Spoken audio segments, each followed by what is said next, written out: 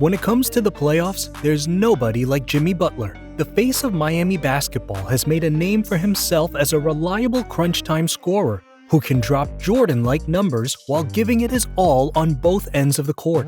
He sent first seed Milwaukee home in 5, dominated the Knicks in 6, and is looking to sweep the Celtics and get Miami to their second NBA Finals in 3 years.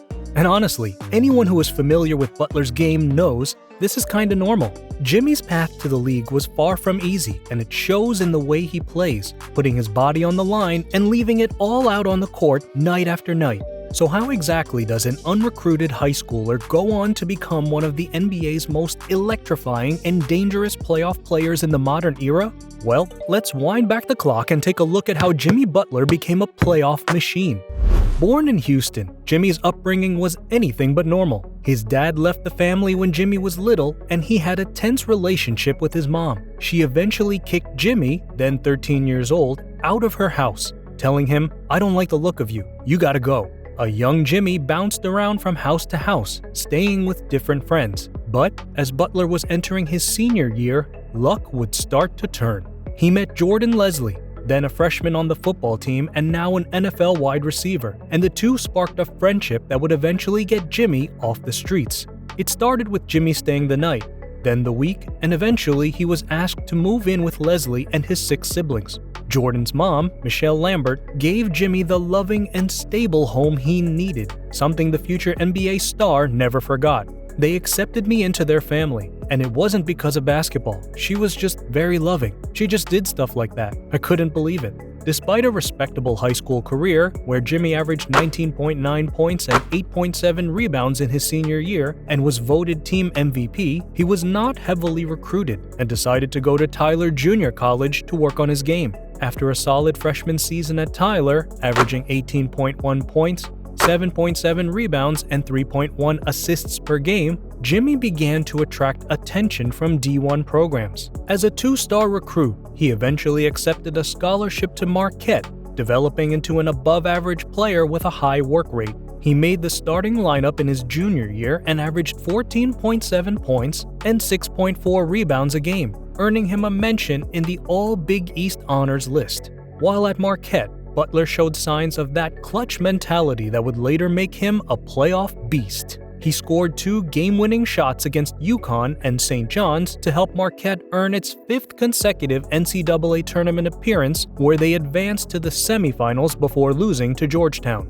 Butler came back for his senior year, averaging 15.7 points per game, and earned himself another All-Big East honorable mention. After his college career was over, Butler declared for the 2011 NBA Draft. With the last pick in the first round, the Chicago Bulls selected Jimmy Butler, and the small forward couldn't wait to show the league what he was capable of. Jimmy saw limited playing time in his first year due to the NBA's shortened lockout season, playing only 42 games. But the following year, Jimmy more than made up for it, playing all 82 games for the Bulls.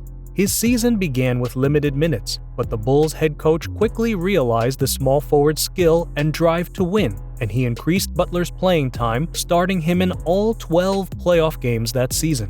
Butler showed he was reliable, going toe-to-toe with prime LeBron James in their series against Miami. He led the Bulls in points, steals, and shot a crazy 95.2% from the free throw line. Jimmy's early seasons in the league were impressive, showcasing his insane work ethic and defensive hustle. By the 2013-2014 season, Butler was ranked first in the NBA for minutes played, and set a franchise record when he played 60 minutes and 20 seconds in a triple overtime game against the Magic. He was also named to the NBA All-Defensive Second Team that year, but this was just the tip of the iceberg. Jimmy's 4th season is where the Texan really started to shine.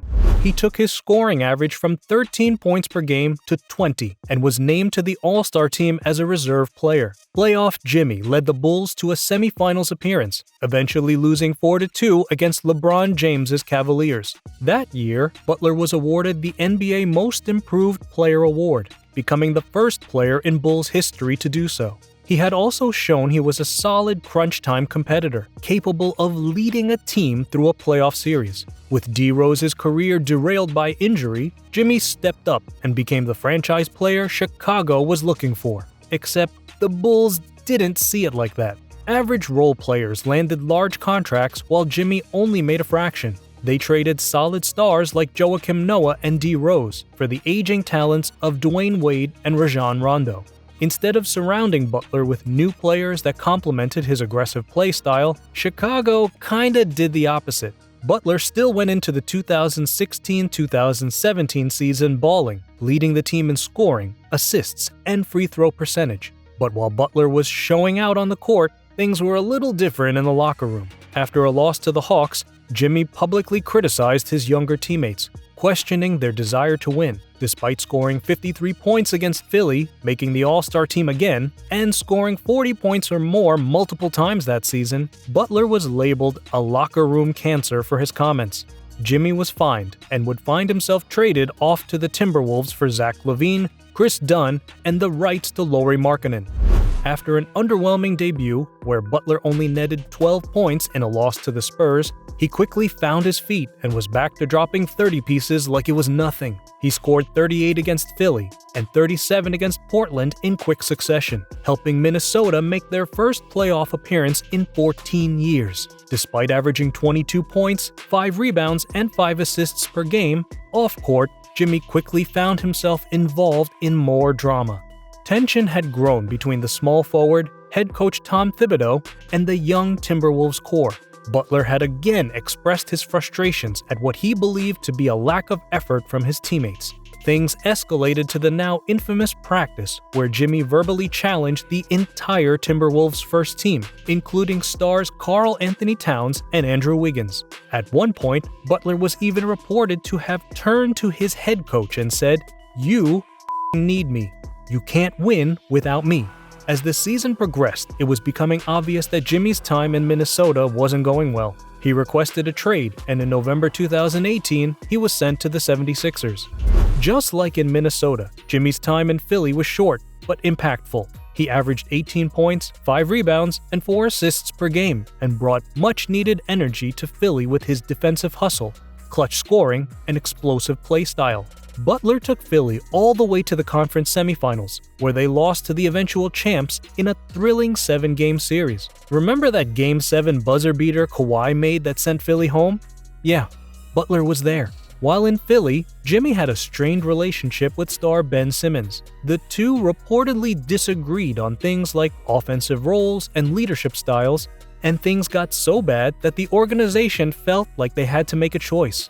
Philly chose Ben Simmons, and Butler was traded to the Miami Heat for the 2019-2020 season.